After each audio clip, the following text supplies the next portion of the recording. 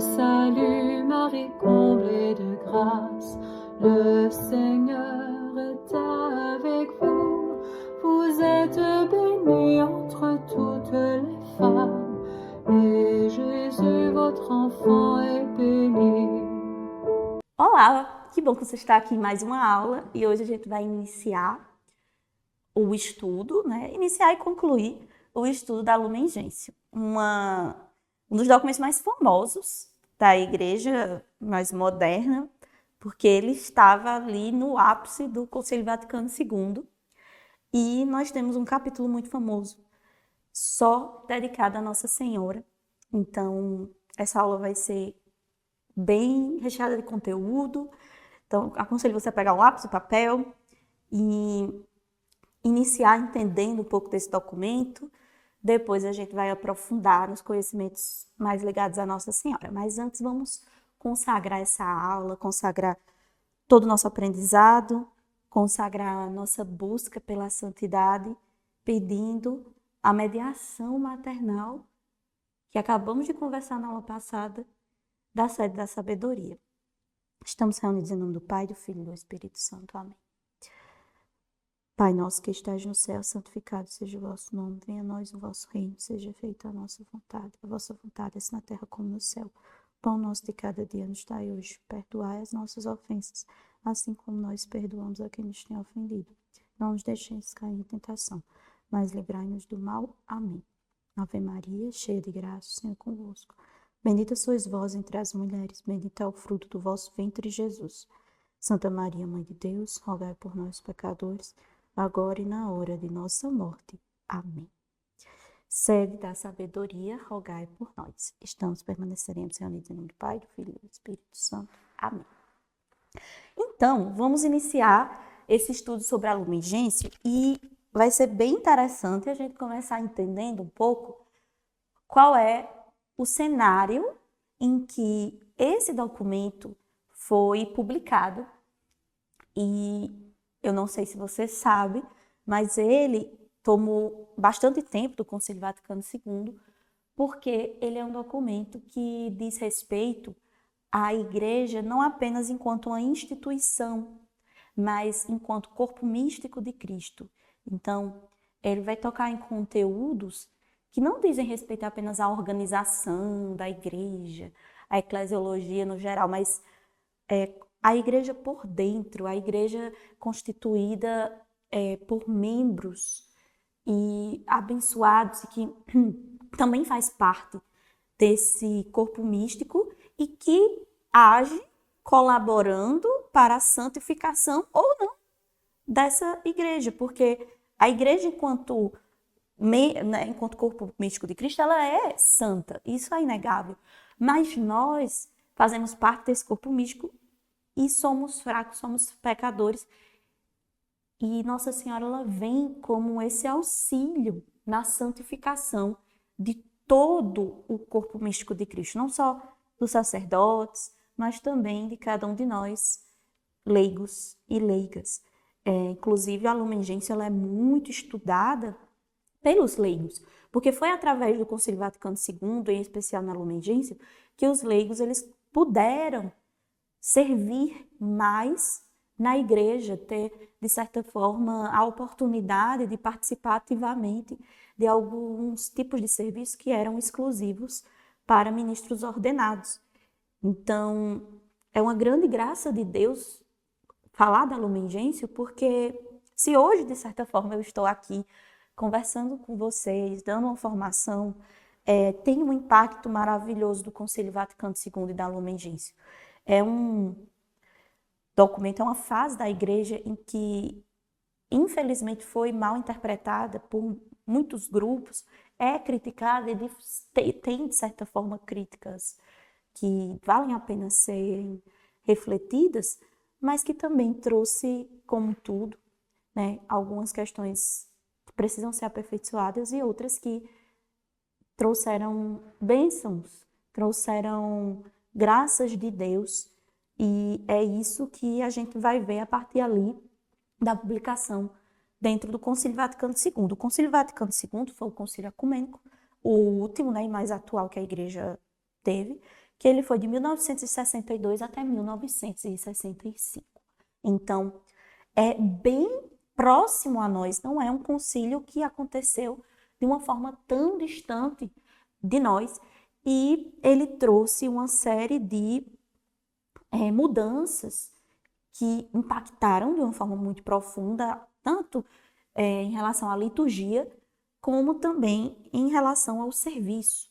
E dentro desse cenário, sai a Lumen Gentium, vem a publicação da Lumen Gentium, com muitas discussões, principalmente em relação ao que nós vamos estudar hoje, que é o capítulo 8 da Lumen Gentium, que ele vem com o seguinte título: A Bem-aventurada Virgem Maria, Mãe de Deus no mistério de Cristo e da Igreja.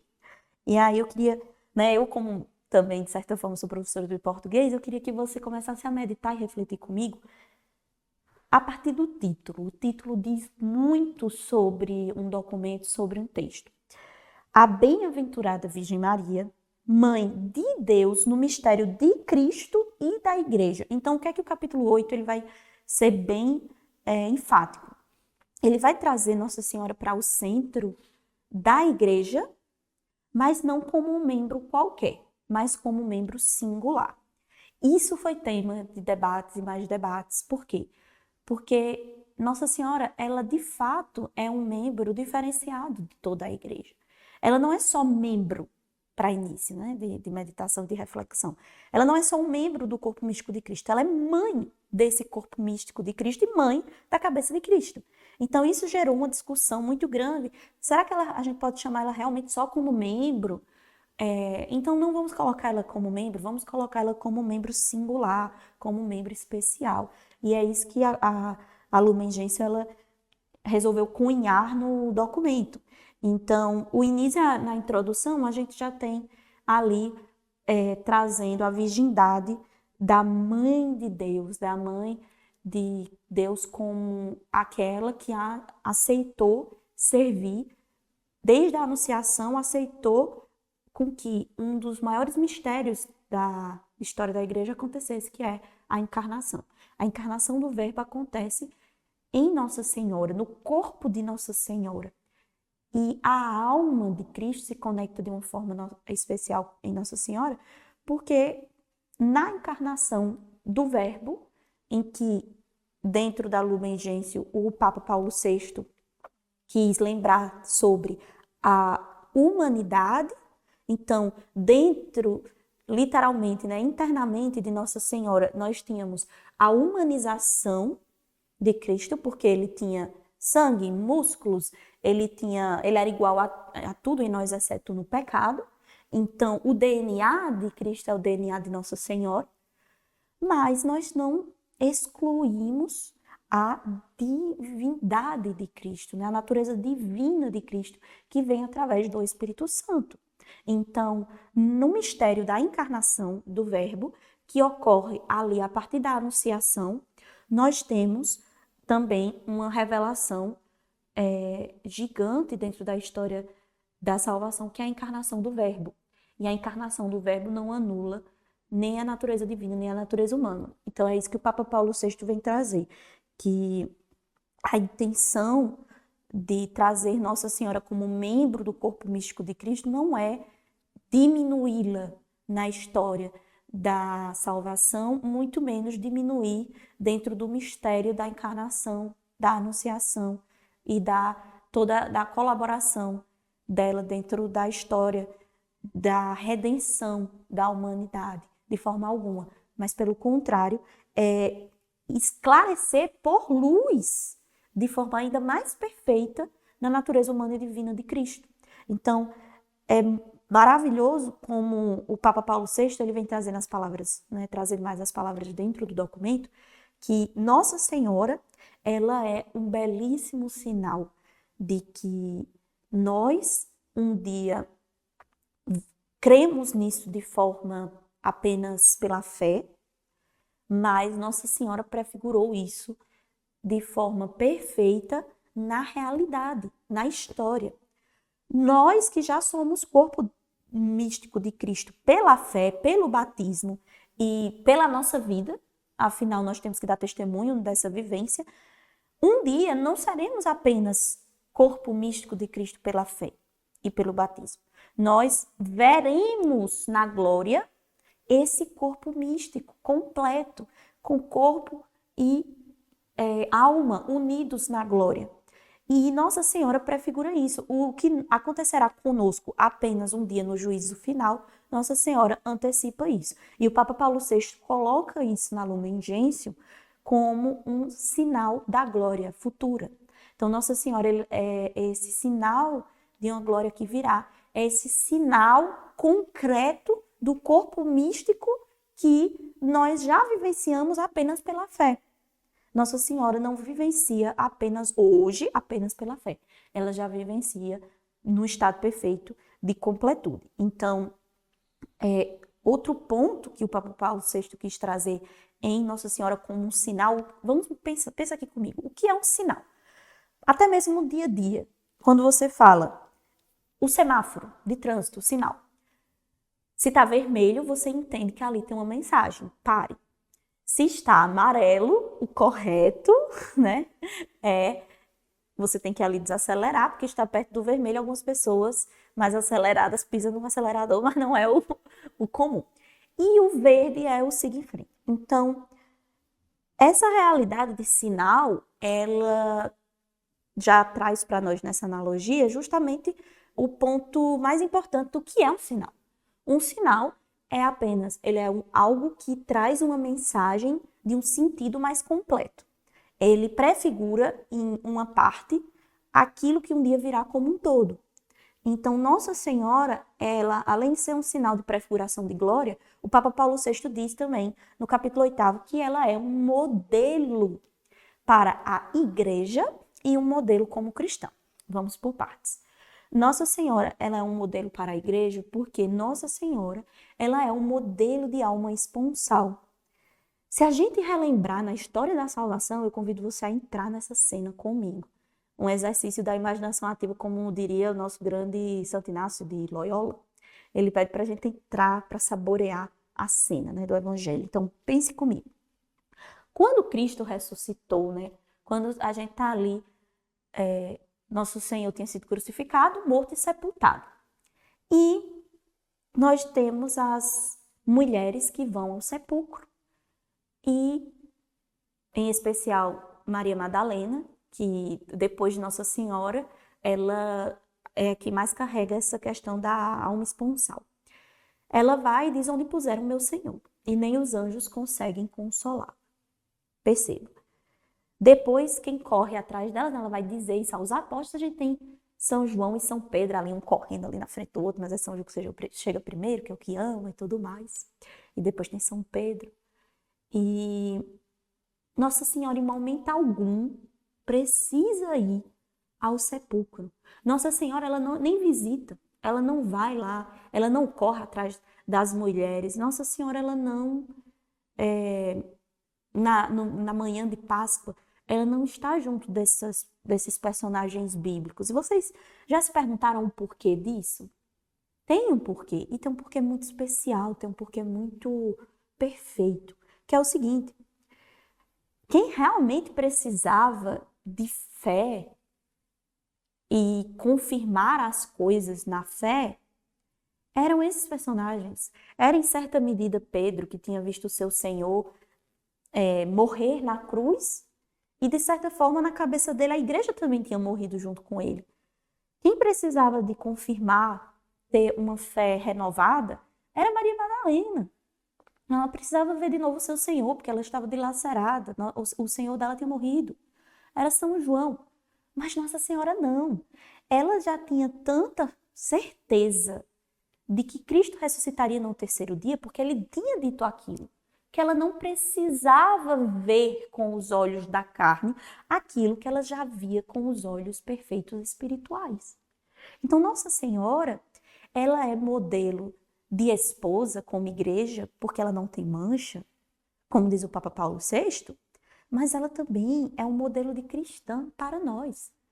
Daquela católica, né, no caso, eu estou falando, atualizando, óbvio, né, sem querer cometer nenhum anacronismo, né, sabendo que Nossa Senhora, né, a Igreja Católica estava ali nascendo, mas nós, enquanto católicos, a modelo de Nossa Senhora, a perfeita cristã, nós precisamos viver uma fé muito concreta, de não nos desesperar quando a história aqui corrente, o cronos, né, o tempo cronológico, e é muito interessante pegar essa palavra, né, o cronos, que é aquele deus grego da mitologia, pega muito a mitologia ali desse tempo que morre, o tempo que passa, que vira passado.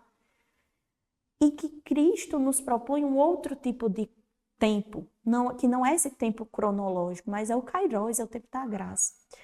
E Nossa Senhora, ela não precisava dos acontecimentos históricos para poder viver nesse tempo da graça. Ela não precisava do Cronos para viver o Kairos. Ela era esse perfeito modelo de cristã porque ela já vivia nessa fé. E ela vivia numa certeza tão grande que ela não precisava correr para ver o sepulcro vazio. Ela sabia que o sepulcro estaria vazio. Ela não precisou correr para ver Cristo ressuscitado. Ela sabia que Cristo estava ressuscitado. Então, a igreja e nós, na nossa vida pessoal, nós temos que ter esse modelo de Nossa Senhora nessas duas vertentes. Nossa Senhora enquanto modelo de igreja, porque nós precisamos viver nas dificuldades dessa igreja, olhando coisas que nós não entendemos, situações que nós não compreendemos e às vezes é até difícil para a gente aceitar. Enquanto igreja, mas nós precisamos viver nessa certeza de que as portas do inferno não prevalecerão sobre ela e que nós não precisamos nos preocupar, porque acima do tempo cronológico está o tempo da graça e na nossa vida pessoal também. Eu preciso viver ao modelo de Nossa Senhora como cristã, porque eu preciso viver na fé e na certeza de que tudo concorre para o bem daqueles que amam a Deus. Não é assim que está na Sagrada Escritura? Mas isso que parece muito abstrato para nós é muito real na história da igreja e na história de cada um pessoal, na nossa história de salvação. E o Papa Paulo VI quis trazer isso de forma muito concreta quando ele foi ali na parte 2, né, falando da colaboração da Nossa Senhora no caminho da salvação. E ele vem falar desde Nossa Senhora, na prefiguração de Nossa Senhora no Antigo Testamento, até a história de Nossa Senhora da Anunciação em diante, que a gente vê de forma mais explícita a sua colaboração, cooperação na linguagem do documento, na redenção. O Papa Paulo VI, se você for ler ali a segunda parte da Lumen Gentium do capítulo 8, ele vai narrando cada parte da colaboração de Nossa Senhora na vida de Jesus. Então, ele vai falar a Virgem na Anunciação, a Virgem na infância de Jesus. E ele vai mostrando cada ponto da vida de Nossa Senhora e da vida de Jesus em comunhão, numa colaboração perfeita para a salvação. Inclusive, se você não assistiu, a gente pode sentir um pouquinho, né, nas artes, de certa forma, né, enriquecer o nosso imaginário, ali naquela parte do filme de Mel Gibson, da Paixão de Cristo, quando Nossa Senhora está vendo Cristo ser crucificado na Via Crucis, ele cai. Ele cai com um peso tão forte da cruz. E ela lembra quando Cristo era bebê, que ela corria para ajudar ele a levantar quando ele caía. Então, isso é, de forma artística, uma verdade que o Papa Paulo VI traz na Lumen Gentium. Nossa Senhora, ela colaborou de uma forma perfeita em momentos que nós não temos noção. Porque a Bíblia, a Sagrada Escritura, ela traz pontos da vida de Jesus, mas Cristo teve uma infância. Cristo teve ali a fase em que ele era um recém-nascido, um bebê, que ele dependeu totalmente enquanto ser humano de Nossa Senhora. Então é muito bonito meditar nisso, trazer à memória esses momentos, aumenta a nossa fé. E é uma fé que ela é solidificada no magistério da igreja com documentos como a Lumen Gentium.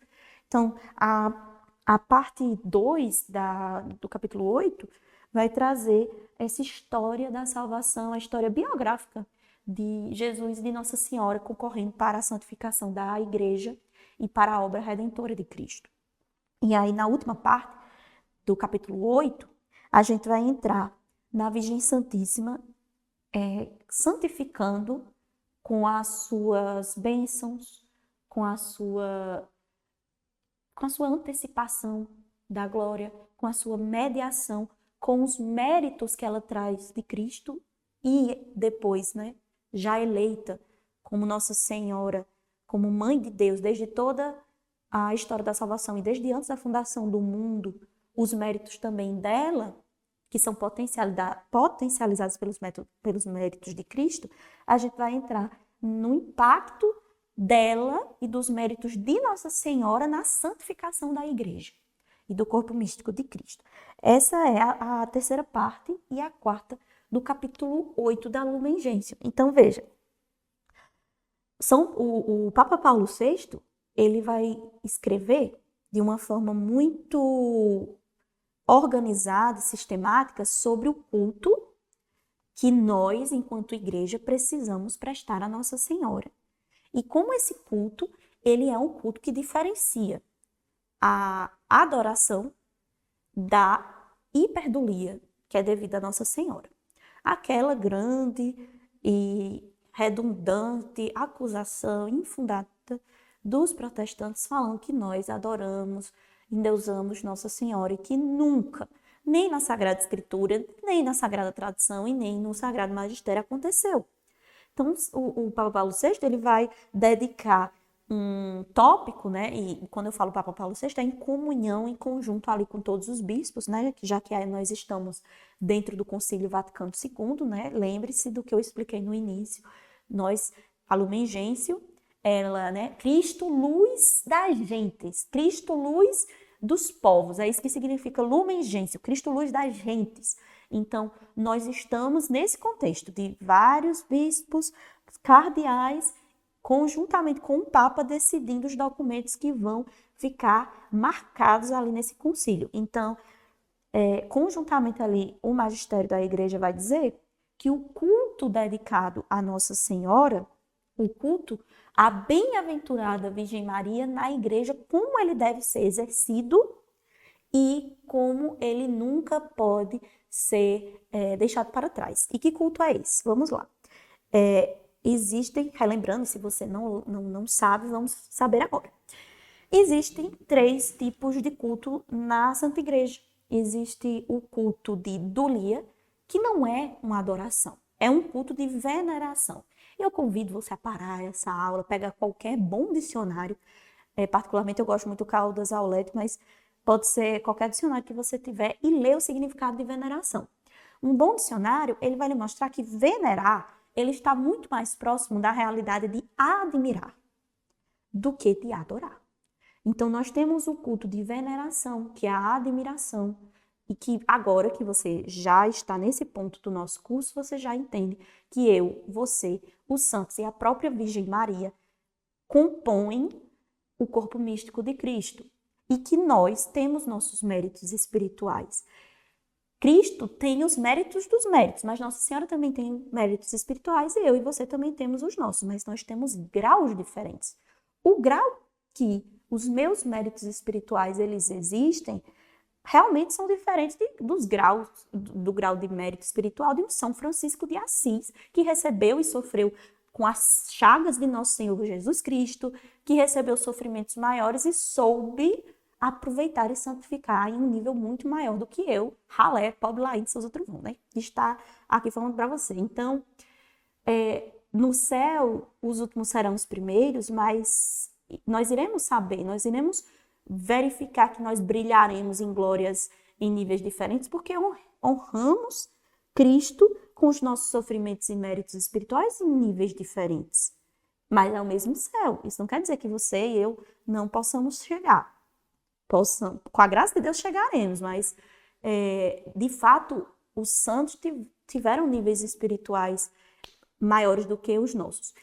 E se a gente olha para os méritos espirituais de um São Francisco de Assis, de uma Santa Clara, de uma Santa Catarina de Sena, Santa Teresinha, São João da Cruz, Santos de Sétima Morada, e nós vemos que eles são admiráveis e que nós devemos uma veneração e podemos pedir a intercessão deles, já que eles estão no mesmo corpo místico de Cristo, quiçá de Nossa Senhora. Nossa Senhora, ela não é como São Francisco. Ela não é apenas um membro do corpo místico de Cristo. Não é isso que nós acabamos de meditar? Ela é um membro singular, ou seja, ela é um membro único. Ela é um membro de um nível de especial e de unicidade e de singularidade que nenhuma outra criatura vai conseguir se comparar com os méritos dela. Porque ela por um tempo na vida dela, gente, ela era o mesmo corpo. No corpo dela tinha duas almas, a alma dela e a alma de Cristo. Se uma gestante normal aqui da Terra, ela já carrega no corpo dela duas almas, imagina Nossa Senhora que carregou a sua alma, que já era imaculada, e a alma de Deus, porque Cristo é Deus. Então, infinitamente maior, naturalmente, seria a veneração dada a ela. Então, o culto que a igreja deve prestar à Nossa Senhora, a bem-aventurada Virgem Maria, é um culto especial também. É um culto de hiperdulia. Não é latria, que é adoração. O culto de latria é só a Deus. É por isso que quando a gente presta um culto de latria, que é a adoração, a qualquer outra coisa, pessoa, qualquer situação que não seja Deus, a gente chama de idolatria. Porque latria, adoração só deve ser a Deus. Mas a Nossa Senhora não é um culto de adoração, mas é de hiperdulia. Então, quis o Papa Paulo VI, conjuntamente com os bispos cardeais no Concílio Vaticano II, deixar isso muito claro, que nós, enquanto Igreja Católica, nunca podemos deixar de lado, tanto enquanto Igreja, tanto enquanto vida pessoal, honrar e venerar de uma forma muito singular também, especial, a Virgem Santíssima. Porque ela é também uma criatura, ela é também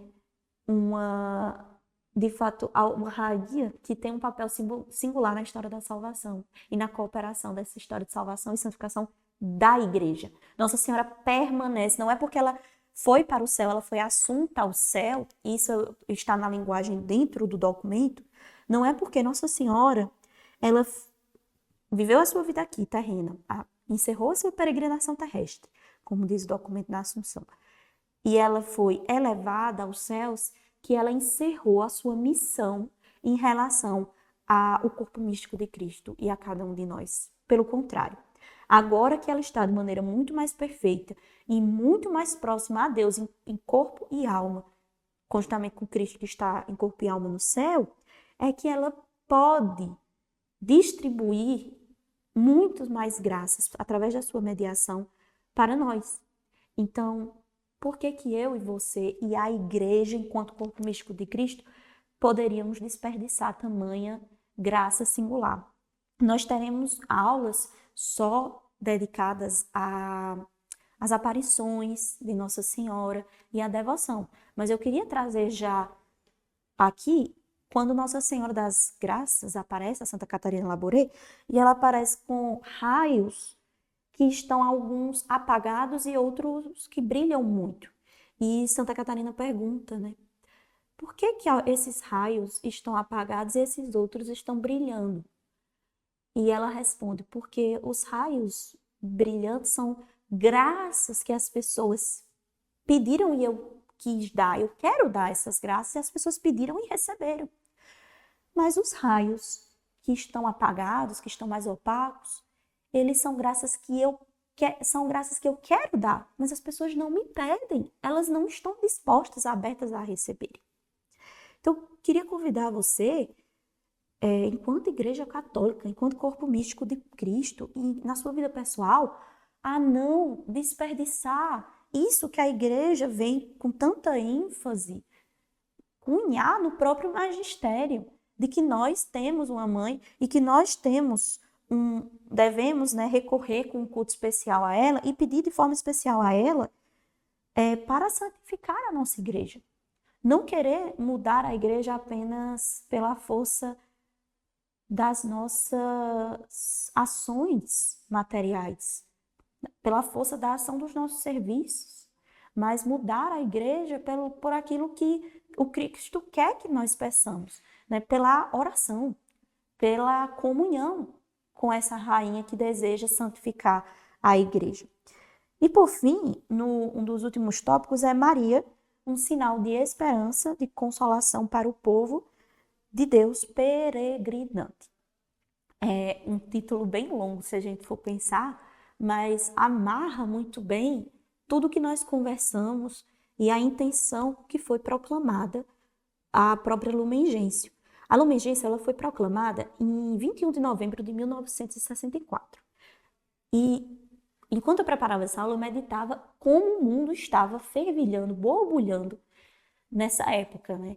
O Concílio Vaticano II foi de 62 até 65, a Lumen Gentium sai em 64. Então, nós estamos aqui em um período de muitas revoluções culturais.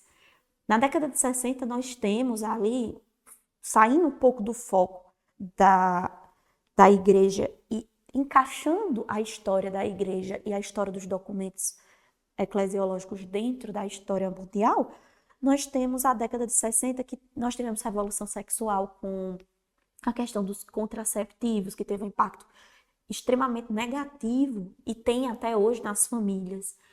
Nós temos a força do feminismo, que aproveitou dessa revolução sexual. Nós temos a questão das guerras. Então, a igreja precisou, de forma muito sábia, deixar muito claro que no meio desse mundo de guerras e de falta de esperança e de uma extrema confusão de símbolos, porque revolução significa isso, significa uma mudança, né? A revolução é você mudar de um ângulo para o outro, o ângulo exatamente oposto. Né? Se a gente for ver na matemática, na física, justamente é isso. E o mundo estava fervilhando, como está hoje, em uma série de rupturas guiados, influenciados por revoluções. Mas a igreja, ela permanece como a barca de Pedro, naquela visão maravilhosa de São João Bosco, em que no meio de um mar muito atribulado, no meio de um mar muito tempestuoso, vai a barca de Pedro, que é a igreja, ali, tentando se manter firme, não afundando, guiada por esse mastro forte que é a Eucaristia, que é Nossa Senhora, que não saem de estarem ali nesse nosso norte, nessa bússola que é a igreja e o próprio Papa. Então, olha como a visão histórica, ela vive em comunhão com a visão teológica e com a visão espiritual. O documento, ele se encerra, o capítulo 8, né? E é a última parte, de fato, do documento da Lumen Gentium, dizendo, olha, em meio à tribulação, em meio a essa história conflituosa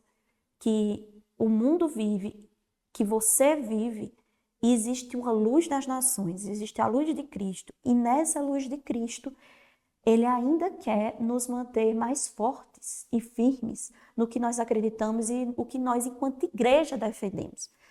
Nós defendemos que há uma esperança, há um propósito. A vida não é só essa busca incessante pelos bens materiais, pelos prazeres carnais que o mundo está propondo nessas revoluções, nas ideologias de uma forma geral. Não. Nossa Senhora, em conjunto com o próprio Cristo, com o Espírito Santo, né, a Santíssima Trindade, a Eucaristia, a própria Virgem Santíssima, eles nos lembram da caminhada espiritual. A igreja peregrina rumo a Jerusalém Celeste. Então, é por isso que é muito sugestivo o título, a última parte, antes de encerrar o Lumen Gentium do capítulo 8, com Nossa Senhora. Maria, sinal de segura esperança. Veja, não é qualquer esperança.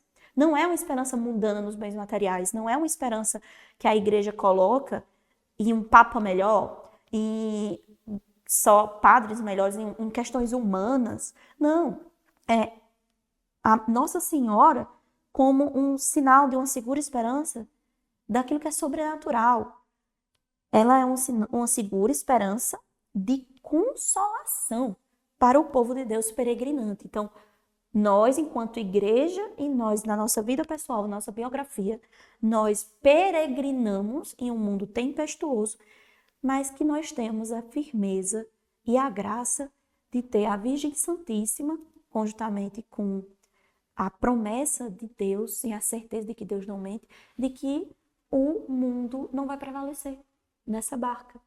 Nossa Senhora vem com essa firmeza também de que o mundo não vai prevalecer sobre a barca de Pedro. Então, eu tentei resumir de uma forma muito rápida para caber nessa aula a Lumen Gentium na parte de Nossa Senhora. Convido que você depois dê uma lida, principalmente nesse tópico, no último, né, na conclusão, mas que você traga isso para a sua vida. Quando você vê as situações complicadas da igreja, escândalos, lembre-se disso, lá da Lumen Gentium, que Nossa Senhora ela é essa firme esperança, Cristo é essa firme esperança, e que nós precisamos depositar nesse mundo sobrenatural que nos consola e não aqui nesses sinais tempestuosos que mudam com bastante frequência. Amém? Que a Virgem Santíssima, a sede da sabedoria, venha confirmar nos nossos corações esses ensinamentos que a Igreja já confirmou há bastante tempo no seu Santo Magistério. Então, sede da sabedoria, rogai por nós. Em nome do Pai, do Filho, do Espírito Santo. Amém. Sainte Marie, Mère de Dieu, priez pour nous, pauvres pécheurs,